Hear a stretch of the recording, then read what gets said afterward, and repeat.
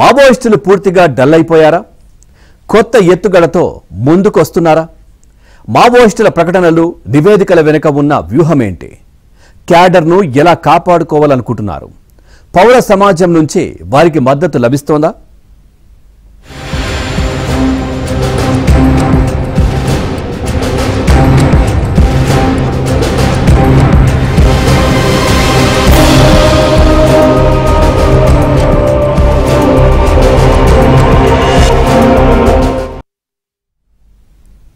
Operation Kagar పంజాకు 50 ఏళ్ల naxalism ఇక చరిత్ర పుటలకు పరిమితం కానుందా? అమరవీరుల వారోత్సవాలకు సిద్ధంగా ఉండాలని మావోయిస్టు కేంద్ర కమిటీ 22 పేజీల నివేదిక విడుదల చేయడంలో అసలు వ్యూహమేంటి? ఇక పశ్చిమ బెంగాల్లో పురుడు పోసుకుని తెలంగాణ గడ్డపై జైత్రయాత్ర సాగించిన నక్సలిజం కేంద్ర రాష్ట్రాలకు సవాల్గా ఎలా మారింది? మరి 15 ఏళ్లుగా సాగుతున్న ఆపరేషన్ గ్రీన్ హంట్ తుది దశకు చేరిందా?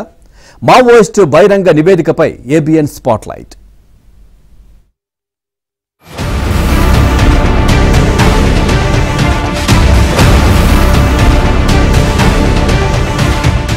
ఆపరేషన్ కగార్ పై పోస్ట్ మార్టం చేసి మావోయిస్టు పార్టీ కేంద్ర కమిటీ నివేదిక విడుదల చేసింది. 22 పేజీల నివేదిక బహిరంగంగా విడుదల చేశారు. ఆపరేషన్ కగార్ లో ఏడాది కాలంలో 357 మంది మావోయిస్టులు అమరులైనట్లు తెలిపారు. మే 21న నారాయణపూర్ జిల్లా మాడ్ అటవీ ప్రాంతంలో జరిగిన ఎన్కౌంటర్ లో మావోయిస్టు పార్టీ కేంద్ర కమిటీ కార్యదర్శి నంబాల కేశవరావుతో పాటు 27 మంది భద్రతా బలగాల చేత 50 ఏళ్ల నక్సలిజం ఆఖరి యుద్ధం చేస్తోంది.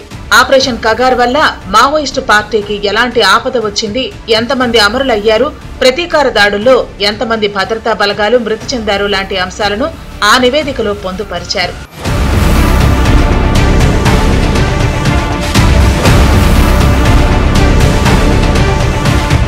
మావోయిస్టు పార్టీని కూకటి వేళ్లతో పెకిలించి నక్సల్ రహిత భారత్ గా మార్చుతామని కేంద్ర హోంమంత్రి అమిత్ షా శపథం చేశారు. దాంతో 2024 జనవరిలో ఆపరేషన్ కగార్ మొదలైంది. ఆధునిక టెక్నాలజీలో భాగమైన డ్రోన్లు, చాపర్లు, శాటిలైట్ ఇమేజెస్ సహకారంతో వరుస ఎన్కౌంటర్లు జరుపుతున్నారు. ఆపరేషన్ కగార్ మావోయిస్టులకు మరణ శాసనం రాస్తుంది. నంబాలతో పాటు వరుస ఎన్కౌంటర్లో కేంద్ర కమిటీ సభ్యులు వివేక్, చలపతి, గౌతమ్, గాజర్ల గణేష్ బలయ్యారు. Dandakaranya special zone operation Kagar ను ఎదుర్కోవాలంటే యుద్ధ తంత్రం మార్చాలని, పీఎల్జీఏని బలోపేతం చేయాలని కేంద్ర కమిటీ నిర్ణయించింది. పీఎల్జీఏకు చెందిన 75 మంది ఎన్కౌంటర్లో అమరులయ్యారని, మావోయిస్టు ప్రతీకార దాడుల్లో 75 మంది భద్రతా బలగాలకు చెందిన వారిని చంపామని నివేదికలో తెలిపారు. ఆపరేషన్ కగార్ తో మావోయిస్టులంతా చెట్టుకొకరు పుట్టకొకరుగా చెల్లా చెదురయ్యారు. ప్రస్తుతం ఉన్న క్యాడర్ ను నడిపించే నాయకత్వం కరువైంది.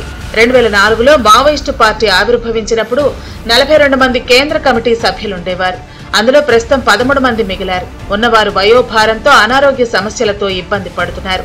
నంబాల మృతితో తర్వాత రథసారథిగా ఇంకా ఎవరిని నియమించలేదు. గతంలో కార్యదర్శిగా ఉన్న ముప్పాళ్ల లక్ష్మణరావు అలియాస్ గణపతి లేదా మల్లోజుల వేణును కార్యదర్శిగా నియమించే ఆలోచనలో ఉన్నట్లు సమాచారం.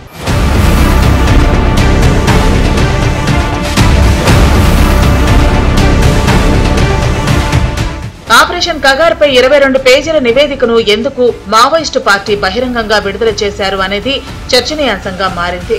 వరుస ఎన్కౌంటర్లతో కీలక నేతలు నేలరాలుతుంటే ఉన్న కొద్ది మంది మావోయిస్టులు 1,00,000 మంది భద్రతా బలగాలతో యుద్ధం చేయాలంటే క్యాడర్లో విశ్వాసం పెంచాల్సి ఉందని పార్టీ ఒక నిర్ణయానికి వచ్చింది. మిలీషియాకు తమకు మద్దతిచ్చే పౌర సమాజానికి తమ యాక్షన్ ప్లాన్ ను బహిరంగపరిచి ధైర్యం చెప్పాలని చూస్తోంది.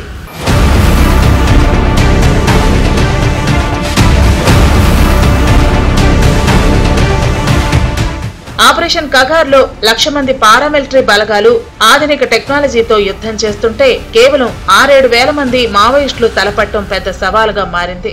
మావోయిస్టు కంచుకోట అబూజ్మడ్ భద్రతా బలగాల హస్తగతం కాగా, సేఫ్ జోన్ కోసం కర్రెగుట్టలకు చేరిన వారిని కూడా వేటాడి మట్టుబెట్టారు. ఆపరేషన్ కగార్ కీలక దశకు చేరుకున్న తరుణంలో మావోయిస్టు పార్టీని కాపాడుకునేందుకు హెడ్మాపై ఆశలు పెట్టుకుంది. భద్రతా దళాల సవాలును స్వీకరించి హెడ్మా తమను లీడ్ చేస్తాడని విశ్వసిస్తోంది.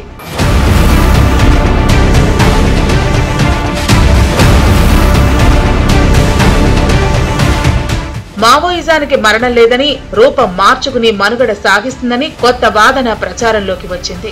వార్ జోన్ గా మారిన దండకారణ్యంలో కేడర్ వెనకడుగు వేయకుండా ఉండేందుకు వీలుగా కేంద్ర కమిటీ ఒక నివేదిక విడుదల చేసిందని పోలీసు వర్గాలు భావిస్తున్నాయి.